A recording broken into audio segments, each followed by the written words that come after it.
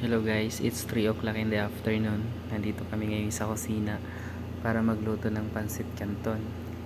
Ayun nga pala guys, marami kaming biniling pansit canton para mas marami. The more is the merrier. Charot.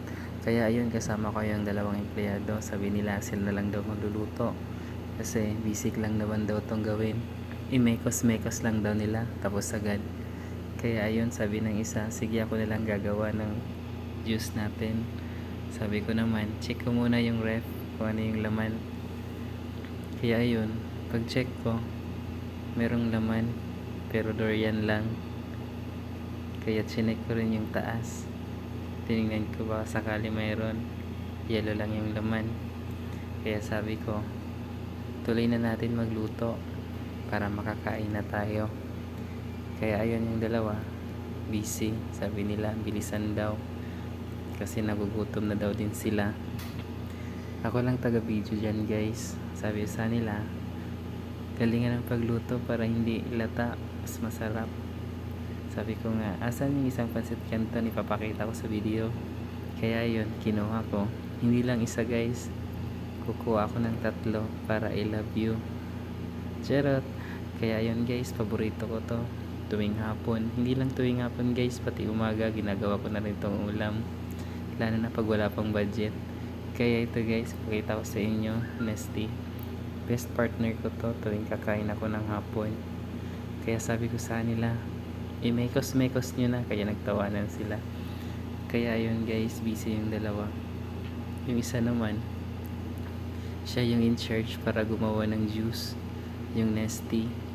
Sana mapansin tayo ng Nesty at saka Lucky Me. Charot. Kaya ayun, sabi niya ang hirap daw itong putulin, malaki tsaka mahaba. Sabi ko sa kanya, lagyan niya ng tubig para medyo madulas kasi nakakapit ito sa cellophane. Sabi niya kaya daw niya, nakayanan nga daw niya yung problema niya eh. Ito lang pa, na yellow lang daw.